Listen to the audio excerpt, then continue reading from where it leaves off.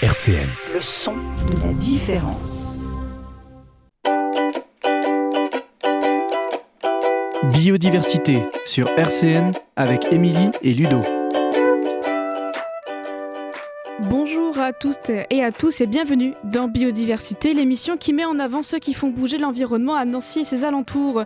Aujourd'hui, on quitte le bitume nancéen pour prendre un grand bol d'air frais à seulement quelques kilomètres d'ici sur les hauteurs d'Olmont pour rejoindre un espace 100% nature avec des vignes, des ânes, des poulaillers, une chèvrerie, bref, l'endroit de rêve pour tous les amoureux de nos amis les bêtes et de l'environnement.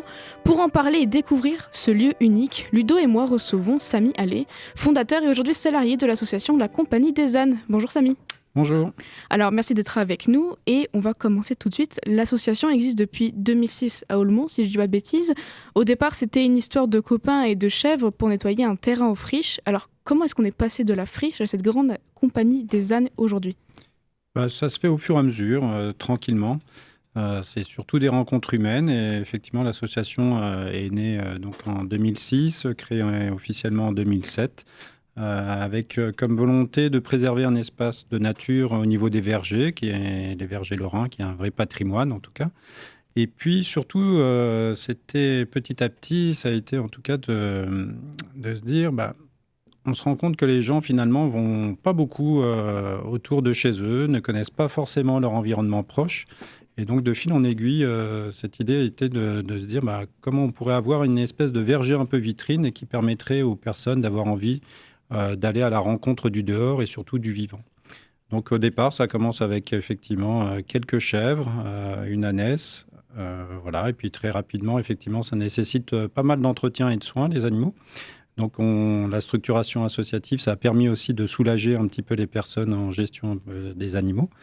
Et puis comme ça, de fil en aiguille, ça a été beaucoup de rencontres, des personnes qui étaient intéressées pour avoir un contact avec le vivant, avec le dehors. Et du coup, sont venus nous rencontrer pour savoir comment s'investir auprès de nous, quoi. Alors, vous êtes installé à Olmont. Est-ce que c'est une ferme, un refuge ? Comment est-ce qu'on peut décrire le lieu à nos auditeurs qui ne connaissent pas forcément ? Alors, c'est pas un refuge, parce qu'on n'accueille pas effectivement des animaux maltraités ou abandonnés, etc., même si on a pas mal d'appels pour ça. Donc, ça se rapprocherait d'une ferme pédagogique, un petit peu, mais c'est pas non plus une ferme pédagogique, parce qu'effectivement, alors déjà, on fait pas d'élevage spécifiquement, il y a peu de reproduction, si ce n'est quelques chèvres pour maintenir la race, et puis... notamment des chèvres lorraines, mais donc c'est un peu particulier, parce que nous, c'est une structure d'abord d'éducation à l'environnement, et le support, effectivement, ça va être aussi une entrée autour des animaux. Donc assez rapidement, les animaux sont là pour entretenir les vergers, donc c'est un petit peu nos tonneuses à quatre pattes, c'est-à-dire qu'on n'a pas de machine, c'est les chèvres, les ânes, etc., qui entretiennent les espaces de verger, ce qui évite d'utiliser des machines mécaniques et autres. Et du coup, voilà, c'est pas une ferme vraiment pédagogique, c'est une structure d'éducation à l'environnement avec effectivement des animaux qui vont faire un peu ce trait d'union pour aller à la rencontre du vivant et du dehors, quoi. Du coup, on parle d'animaux et du coup, pourquoi l'âne spécifiquement pour le nom ? Alors là, je crois que ça remonte assez loin en fait. Ça remonte plutôt à mon enfance. Moi, j'ai grandi en Kabylie jusqu'à mes 12 ans à peu près. Et donc, en Kabylie, j'allais en vacances chez de la famille qui était en montagne et qui, effectivement, à cet endroit-là, il n'y avait pas forcément d'eau ni d'électricité. Donc, on allait chercher l'eau à dos d'âne. Enfin, les familles avaient des ânes et transportaient tout à dos d'âne. Et du coup, je crois que j'ai gardé ce lien avec les ânes. Et quand j'ai fini mes études, j'ai travaillé ensuite dans le Jura, où là, j'étais accompagnateur en montagne. Et notamment, je travaillais avec une personne qui avait aussi une vingtaine d'ânes. Et du coup, j'ai retrouvé les ânes plus tard. Et donc, quand j'ai quitté le Jura pour venir m'installer en Lorraine avec ma compagne, assez naturellement, on a eu effectivement envie d'avoir des ânes auprès de nous. Je crois que j'en avais besoin aussi, ou c'était une nécessité liée à l'enfance. Donc, les ânes, effectivement, ça va permettre d'aller justement au dehors, ça permet de faciliter des prises de contact, parce qu'effectivement, depuis plusieurs années, on s'est spécialisé plutôt autour du handicap. Donc là, on va parler plutôt de médiation animale. Et donc, c'est un petit peu les ânes vont avoir cette capacité, en tout cas, à pouvoir entrer effectivement en contact plus facilement avec des personnes isolés ou en situation de handicap. Oui, d'accord. Je tenais à poser cette question-là parce qu'on parle aussi de la Compagnie des ânes, mais vous, qui êtes-vous? Présentez-vous en termes de formation, enfin de parcours, si ça vous dérange pas. Oh, pas du tout, non. Effectivement, moi j'ai grandi, donc, comme j'ai dit, une partie de mon enfance en Kabylie. Voilà, mon père était kabyle, ma mère était parisienne, donc on a été s'installer quelques années en Kabylie, où là j'ai pu grandir dans un espace de nature encore assez naturel, en tout cas, voilà, avec un contact sur le dehors, le vivant, qui se faisait naturellement, où les enfants couraient voilà, où on allait jouer dehors. Enfin, c'était beaucoup de temps passé à observer, à jouer dans la nature. Et ensuite, là, ça a été le contre-pied. On est venu s'installer à Paris. Donc là, j'ai vécu en région parisienne jusqu'à mes 17 ans. Donc, de 12 ans à 17 ans, plutôt en banlieue parisienne, où je découvre une autre façon aussi d'aborder, en tout cas, la vie en général dans une grande cité. Et pour finir, on est parti en Bourgogne. Là, j'ai fait mes études en Bourgogne, voilà, mes études universitaires, qui m'ont emmené dans le Jura, en fait, de fil en aiguille, où j'avais besoin finalement, après mes études universitaires, de retrouver un lien avec le dehors. Et donc, j'ai eu la possibilité de travailler dans une structure d'accueil et d'éducation à l'environnement. Et donc, pendant 4-5 ans, voilà, j'étais accompagnateur montagne dans le Jura, où je me suis formé, et puis où j'emmenais des scolaires, etc., à la rencontre du vivant et de la nature. Donc ça s'est fait voilà, jusque dans les années 2004. Et puis, j'ai rencontré ma compagne, qui, elle, était lorraine. Et du coup, on est venu s'installer donc à Eulmont, près de Nancy, dans un espace très proche de la ville, mais qui garde quand même des caractéristiques intéressantes, avec ses vergers, avec la forêt à proximité, des coteaux, voilà. Alors, c'est pas la montagne, mais il y a un petit peu de dénivelé, il y a un petit peu de relief. Et c'est vrai que c'est tout proche de Nancy, et en même temps, il y a cet aspect un peu nature. D'accord. Justement, vous parliez de cette diversité des environnements auxquels vous vous êtes confrontés. Pour vous, quels sont les bienfaits de justement côtoyer des animaux comme des ânes ou des chèvres? Et est-ce que c'est la même chose que de côtoyer son animal de compagnie? Alors, c'est vraiment pareil. Ouais. Il y a un apport aujourd'hui qui est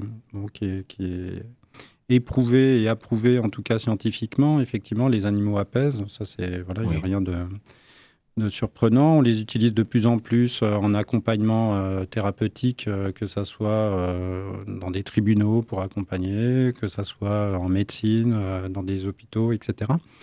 Donc, effectivement, les animaux apaisent. On s'en rend compte très, très rapidement, nous, quand on a commencé avec les ânes, toute l'attraction que ça pouvait apporter, les personnes qui venaient les voir, enfin, et puis l'apaisement qu'il y avait autour de cette rencontre et de ce contact-là, quoi.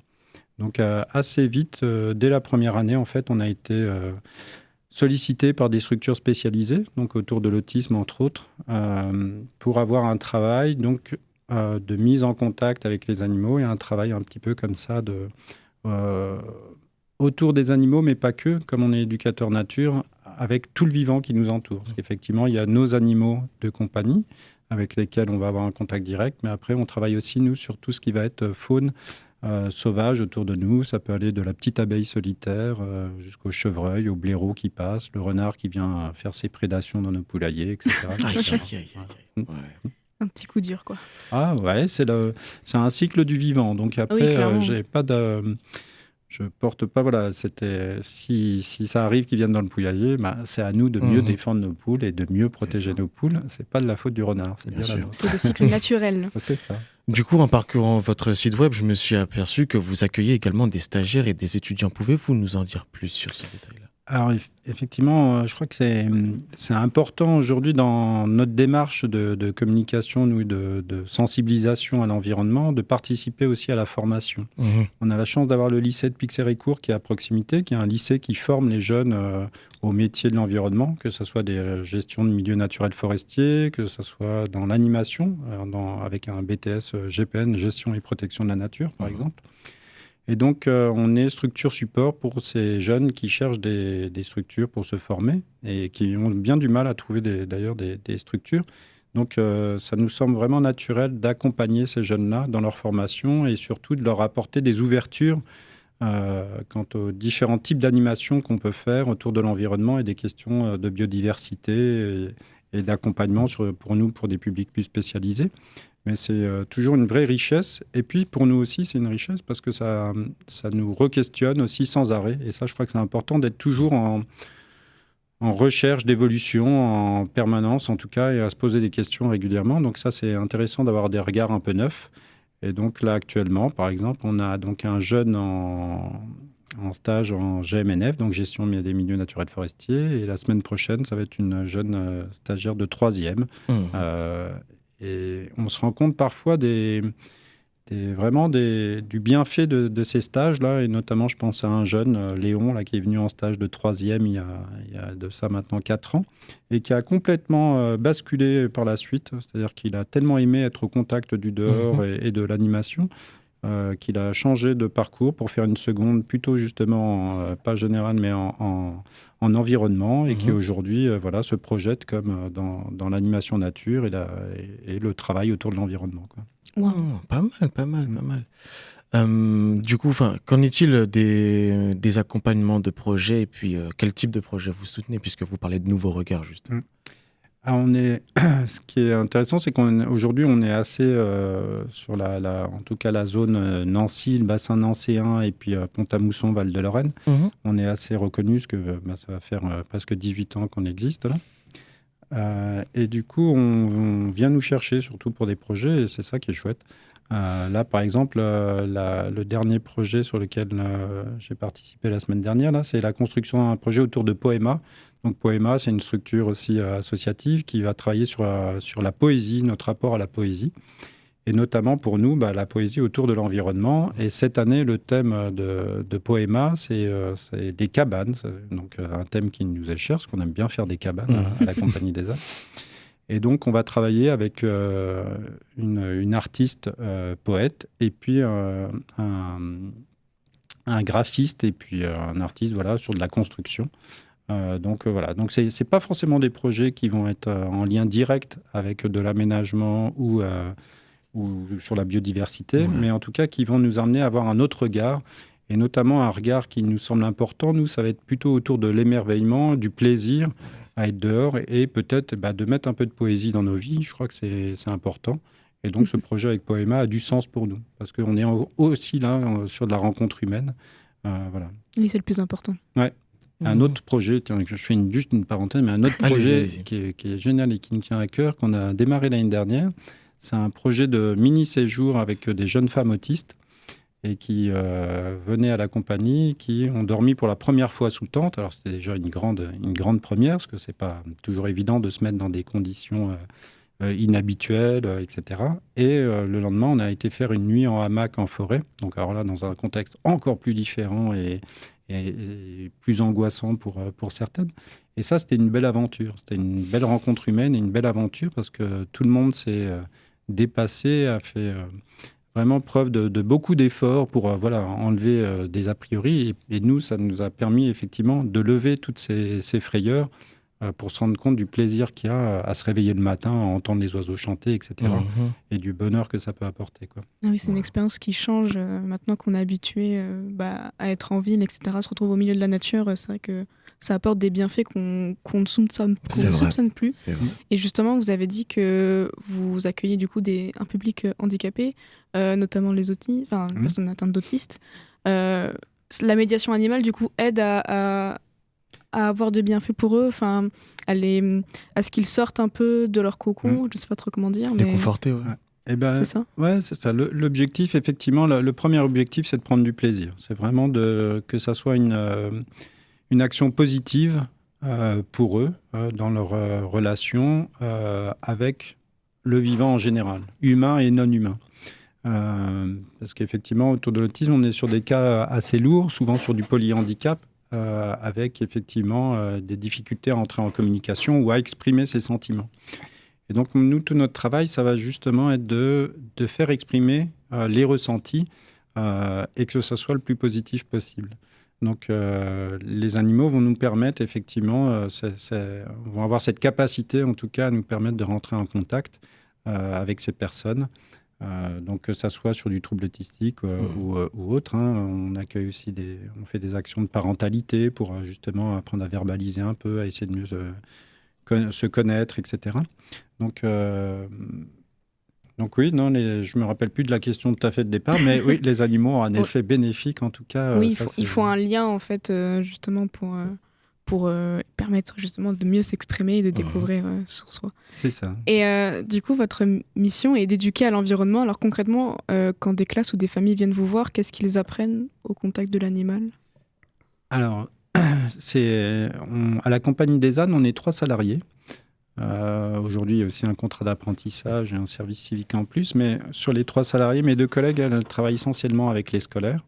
Voilà, donc elles interviennent dans les écoles sur la nature de proximité. Donc ça va être plutôt un travail sur comment mieux appréhender, mieux connaître son environnement proche, et avec une entrée qui peut être aussi bien soit sur les mammifères, sur les reptiles, sur les oiseaux, enfin, ou une sortie amphibien, etc. Et donc l'objet, c'est pas tant de savoir reconnaître les oiseaux ou de connaître les amphibiens qui vivent, même si effectivement on va en parler, mais c'est plutôt d'avoir un autre regard sur le vivant qui nous entoure et d'essayer de comprendre notre place un petit peu dans ce vivant-là.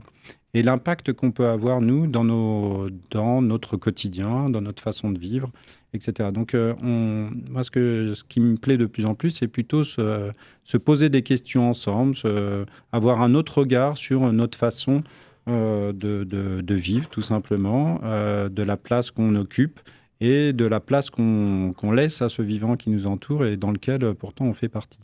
Donc, voilà, l'enjeu, pour moi, il est là. C'est pour vraiment prendre du plaisir à être dehors, à donner envie, en tout cas, de ressortir et d'aller pratiquer dehors, que ça soit pour jouer ou pour observer ou pour dessiner, etc. Mais c'est donner cette perspective de plaisir à aller à la rencontre du vivant. Après, qu'ils en sachent plus sur les oiseaux, comprendre un petit peu le fonctionnement général de l'environnement, de la biodiversité qui nous entoure, effectivement, ça fait partie de l'engagement qu'on a auprès des enseignants. Mais la priorité pour moi, c'est vraiment tout le plaisir qu'ils vont avoir à aller au contact du dehors. Et c'est le plus important. Biodiversité sur RCN, avec Émilie et Ludo.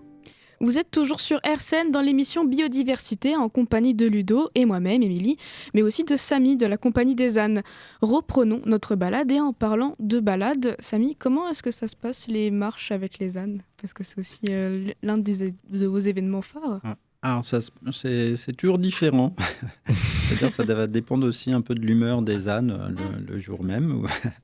Donc, effectivement, il y a un travail de préparation au début avec les ânes quand on part sur une randonnée avec les ânes. Donc, en général, il y a tout un temps de préparation. On va les soigner, les brosser, s'occuper des pieds, etc. Et en fonction de si on part sur la demi-journée, la semaine, ça ne va pas être la même chose non plus. Donc, on a des randonnées qui se font de la demi-journée, vraiment à la semaine. Mais sur une petite balade familiale, en général, quand on part avec les ânes et les familles, on va bâter les ânes. Donc, on leur met ce qu'on appelle un bât sur le dos, qui va permettre d'emmener le matériel pédagogique. Effectivement, nous, personne ne monte sur le dos des ânes. Voilà. On considère qu'on n'est pas du tout, nous, un centre équestre. Voilà. Donc, les ânes portent le matériel dont on va avoir besoin. Ça peut être aussi l'eau, le pique-nique, enfin, voilà, le goûter, etc.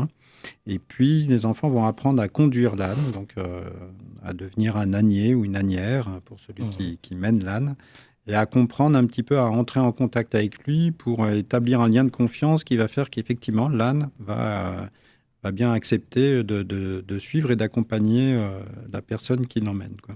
Parce que souvent, on dit que l'âne est têtu, effectivement. Donc, on ne va pas lui faire passer d'obstacles ou autre s'il n'est pas en confiance et s'il n'a pas établi un lien de confiance avec la personne. Donc, voilà, on va plus créer ce lien-là, amener de l'observation. On est beaucoup sur l'observation.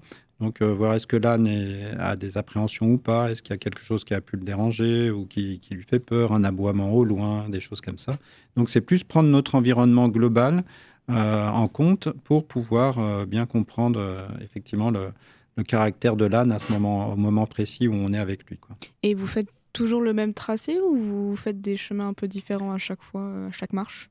Alors, ça peut être différent, tout dépend avec quel groupe on est. Quand je suis en médiation animale, en général, on est plutôt sur des personnes avec des motricités assez faibles, donc ce n'est pas des grandes randonnées. On est plutôt vraiment sur un lien bénéfique avec l'animal. Ça peut être un petit parcours on a aménagé un petit parcours d'obstacles avec les ânes à faire en duo, etc. Et sinon, sur des itinérances plus longues, oui, on a déjà été dans les Vosges au Mille-Étangs ou des choses comme ça. Donc, il peut y avoir des grandes boucles. Donc, ça, c'est ce qu'on fait avec les adhérents.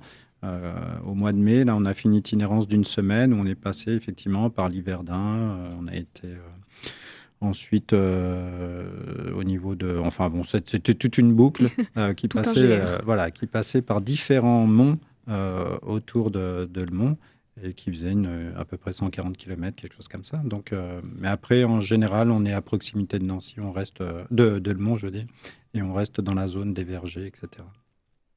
Du coup, outre les sentiers et les balades, je me suis informé et apparemment vous auriez des ateliers et d'animation cuisine. Pourriez-vous nous en dire plus? Alors, il y a 2 types de cuisine. Ouais. Ok. Il y a peut-être la cuisine de Gadou. Donc, les groupes qu'on accueille, ça va effectivement de la crèche, des relais d'assistantes maternelles, jusqu'aux EHPAD, parce qu'on travaille aussi avec des maisons de retraite. Donc, le panel est assez large en termes d'âge.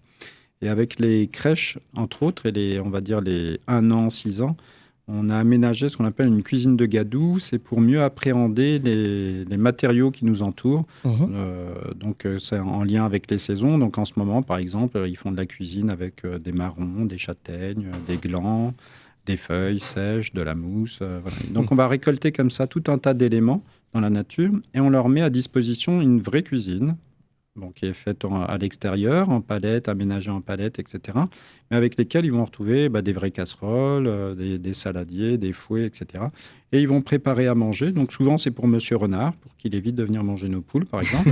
Et donc, on aménage un espace pour Monsieur Renard, un peu comme dans un restaurant, avec une table, etc. Et chacun prépare son repas comme il l'imagine, avec tous les éléments qu'il veut pour décorer aussi, etc. Donc ça, c'est la cuisine de Gadou, plutôt pour les petits. Et après, effectivement, on a parfois des ateliers de transformation sur des plantes des plantes sauvages ou comestibles en tout cas. Donc là, ça peut être faire de la limonade avec des fleurs de sureau, ça peut être récolter de l'ortie pour faire des infusions ou des mélanges. En ce moment, on fait ortie et cynorhodon, c'est le fruit de l'églantier, là. Donc ça peut être des petites infusions comme ça, un peu en fonction de ce qu'on récolte. Voilà. Ok. Et sinon, en termes d'événements, est-ce qu'ils varient selon les saisons? Est-ce qu'il y a des pauses Alors, en fait, il n'y a pas de pause. On estime, nous, qu'effectivement, il n'y a pas de mauvais temps non plus. Donc, on est dehors tout le temps. Donc, effectivement, la spécificité de la Compagnie des ânes, c'est qu'on est dans les vergers. On n'a pas de structure en dur. Donc, tout est dehors. Donc, on accueille à peu près 6 à 7 000 personnes par an. Mais tout se fait toujours dehors, donc peu importe la météo, il suffit d'être bien équipé et on peut aller pratiquer par tous les temps.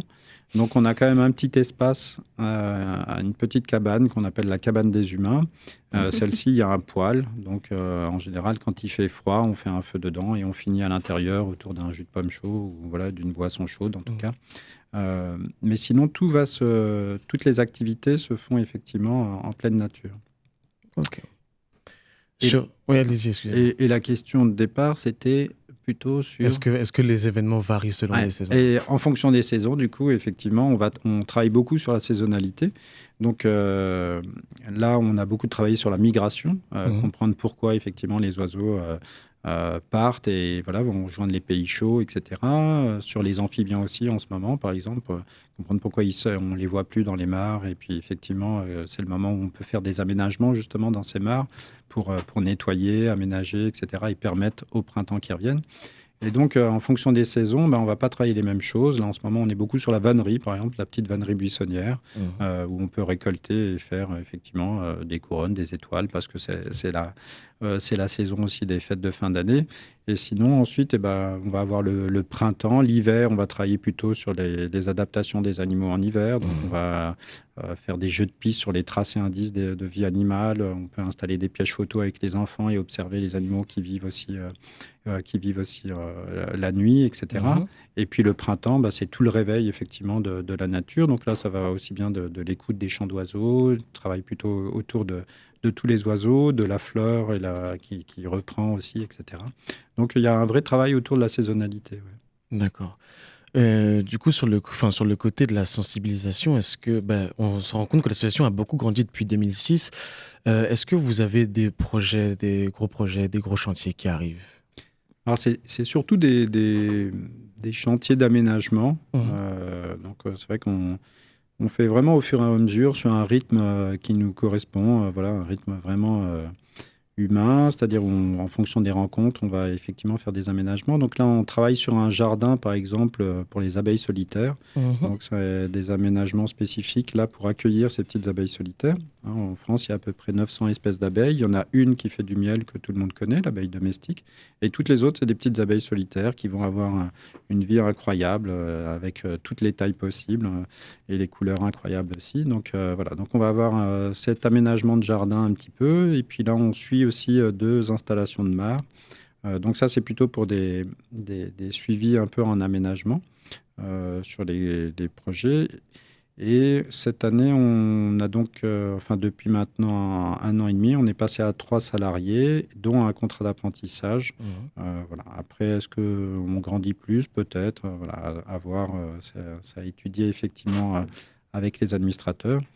Parce qu'effectivement, la compagnie, c'est des salariés, mais pas uniquement. Il y a aussi toute une équipe de bénévoles, et dont des administrateurs très présents avec qui on travaille de façon très proche sur justement la continuité du développement de l'association. Voilà, avec quelques projets aussi de construction, peut-être une yourte, etc. Voilà. Après, il faudrait mentionner que vous avez quand même plus de 250 adhérents. Comment on peut vous aider si on habite sur Nancy et qu'on a envie de venir aider à s'occuper des animaux, de participer à des chantiers? Est-ce qu'il y a des moyens spécifiques? Bien sûr, oui. Du coup, effectivement, on est pas mal sollicité. On voit bien qu'il y a un vrai attrait, en tout cas, à venir découvrir les animaux, à le faire découvrir à ses enfants. Donc, on est pas mal sollicité par les familles. Après, effectivement, nous, on ne peut pas avoir une personne dédiée à l'accueil grand public. Donc, on a des sorties thématiques pour pouvoir accueillir les familles. Donc là, ça se fait sur notre site internet. Les gens s'inscrivent sur les sorties. Après, pour venir aider, donc là, il y a des temps, effectivement, spécifiques. Il y a un gros chantier d'automne, un chantier de printemps, par exemple. C'est des chantiers où tout le monde se retrouve, où il y a un repas partagé, il y a un grand repas au milieu où on se retrouve tous. Ça, c'est toujours des moments d'échanges et de rencontres qui sont vraiment très, très riches. Je pense à ça parce que j'ai reçu ce matin même un mail d'une des personnes qui est venue sur le chantier d'automne et qui met en avant tout le plaisir qu'il a eu à vivre cette journée dans les échanges, dans la bienveillance qu'il y avait, etc. Donc je me dis, ouais, c'est chouette parce que ça reflète aussi une certaine dynamique et puis un plaisir de se rencontrer. Donc, il y a ces chantiers. Et puis après, pour les personnes qui veulent aller plus loin, on fait des formations pour les bénévoles sur justement le soin des animaux. Et après, les gens peuvent s'inscrire sur des temps donnés pour aller s'occuper des animaux. C'est-à-dire que nous, quand on est en congé, les salariés, les animaux sont toujours présents. Il faut continuer les soins, etc. Et donc là, c'est les bénévoles qui prennent le relais de ces soins, notamment pendant les congés ou les week-ends, etc. D'accord.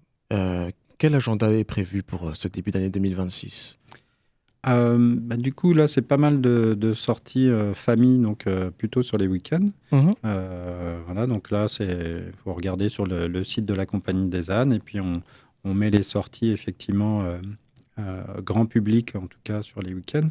Et après, toute la semaine, les salariés, eux, sont pris parce que mes collègues, elles ont des interventions milieu scolaire tous les jours.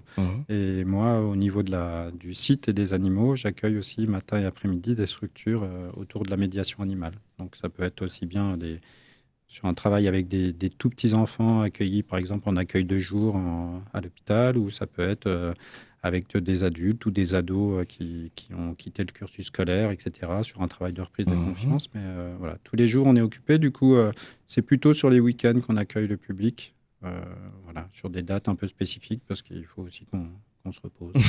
La moindre des choses. Ouais. Et puis sinon, pour conclure, où on peut retrouver vos informations, mis à part le site web que vous avez cité ? Alors, c'est vrai que le site, on essaie de passer essentiellement par le site. On a aussi une page, effectivement, Facebook. Et puis après, une fois que les personnes adhèrent, elles reçoivent effectivement une espèce de newsletter, en tout cas les nouvelles de la compagnie avec les actions à venir et qui sont ouvertes effectivement au grand public. Là, par exemple, ce week-end, ça va être... notamment dans le cadre de la préparation un peu de Noël, c'est faire son savon soi-même. Donc ça, ils vont faire ça dans les vergers de la Compagnie des Ânes. Et puis, ils vont aussi faire des couronnes de Noël avec une récolte qu'on fait le long des chemins, avec un petit peu de lierre, du cynorhodon, enfin tout ce qui nous entoure pour faire des belles couronnes totalement naturelles. Donc plein de belles activités à venir, en tout cas. Et c'est sur ces belles activités que se conclut notre émission d'aujourd'hui. Nous remercions Samy Allais, fondateur et salarié de l'association La Compagnie des Ânes. C'était Biodiversité, l'émission qui met en avant ceux qui font bouger l'environnement à Nancy et ses alentours. Bye bye.